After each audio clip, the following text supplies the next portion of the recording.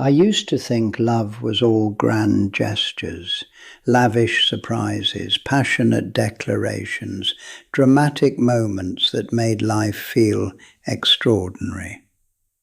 But after 52 years of marriage, I realized something I wish I had known sooner. Love is quiet, unassuming, and often lives in the tiniest things.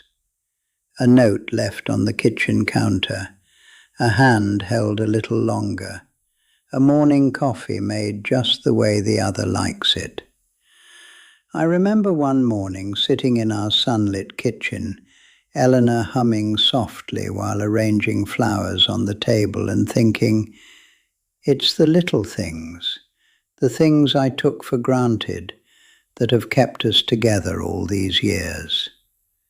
Those tiny habits, the gestures too small to notice at first, had quietly become the backbone of our marriage, preventing arguments, healing old wounds, and reminding us every day why we chose each other. My name is Walter James, and Eleanor Collins is my wife. She's 86 now, though her presence still fills a room with warmth and laughter. We've shared 52 years together, a life full of love, compromise, missteps, and quiet victories. We met as young adults in a small Midwestern town, drawn together by curiosity, humor, and a spark neither of us could explain at the time. Our early years were simple but vivid: tiny apartments, long walks, shared meals, and laughter that often lasted long into the night. Over decades, our love matured, tempered by responsibilities, children, work, and the slow rhythm of life. Our home holds memories: the smell of Eleanor's cooking in the morning, the creak of our favorite chairs, photos of children and grandchildren scattered across shelves. And amidst all these ordinary moments, the small habits we nurtured over time kept the extraordinary alive. I confess, I used to take Eleanor for granted. I assumed she would always be there, smiling, patient and forgiving. I neglected the small gestures, leaving a note to say I love her, asking how her day went, listening to her thoughts without distraction. There were days when I was too absorbed in work, stubborn in my ways, or wrapped in routine. I didn't notice her subtle hints of loneliness, her quiet sighs after small disappointments, or the moments when she longed for a simple acknowledgement. And over time, those small neglects created tension. Silence crept in, minor disagreements lingered, and I began to understand that love doesn't survive on big moments alone. It dies slowly when the little ones are ignored. I remember one evening in particular. Eleanor had prepared a meal I didn't comment on, expecting nothing but giving everything. I nodded, muttered thanks, and retreated to my chair. Later, I watched her quietly clearing the table, and for the first time in years, I felt the weight of all the small things I had ignored. It was a revelation. We started noticing them, tiny habits that seemed trivial at first, but became lifelines. A sticky note on the fridge: good luck at your meeting. A cup of coffee ready when the other woke up. A smile offered even when we were tired or frustrated. A short walk after dinner just to talk. We learned to celebrate these small moments, to consciously add them to our daily lives. Compliments became consistent, apologies came quicker, and listening was no longer passive, it became active. I noticed that when Eleanor left me little notes, I smiled more often. When I returned her gestures, she radiated warmth that no grand gesture could replicate. We also embraced humor, sharing jokes about the same story repeated for the 100th time, teasing each other over small quirks, and finding joy in the mundane. These tiny acts became our glue.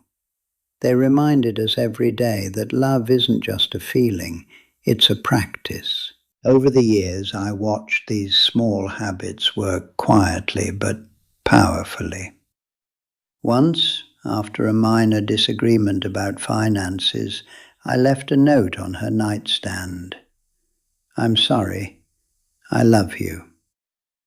The next morning she replied with a note of her own, and our tension dissolved without a word spoken in anger. I remember evenings spent on the porch, holding hands as the sun set, exchanging stories of our grandchildren and laughing at memories that spanned decades. Small acts, holding the door, offering an extra blanket, making her tea just right. These weren't dramatic, but they reminded us daily that we mattered to each other. Even simple gestures prevented arguments from escalating, healed wounds that had lingered for days, and reignited affection that routine sometimes dulled. We learned to treat love as an ongoing, living practice, not a fleeting emotion. Now, at 93, I understand the cumulative power of small, consistent efforts.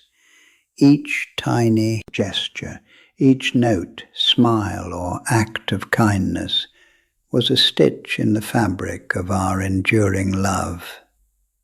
The marriage that has lasted over 50 years didn't survive because of grand gestures.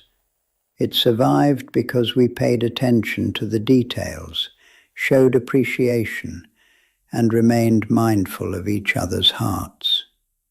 I learned that love isn't always dramatic. Sometimes it's quiet, patient, and repetitive.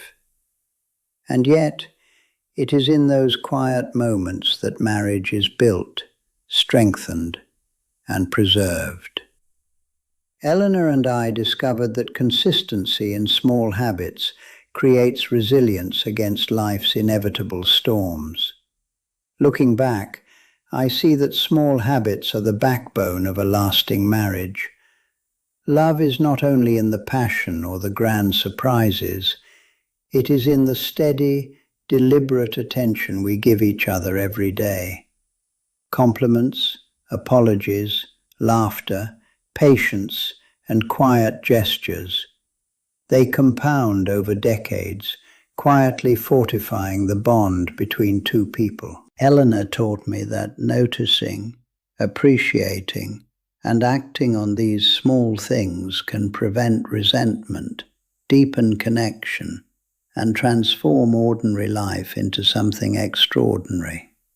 Pride, stubbornness, or distraction can erode love, but consistent, intentional care rebuilds it, again and again. I wonder, if we had ignored the little things, would we still be here after 52 years? Would our love have endured, or faded quietly into routine and neglect? The truth I've learned is simple but profound. Never underestimate the power of tiny habits, because sometimes it's the smallest actions that save the greatest love.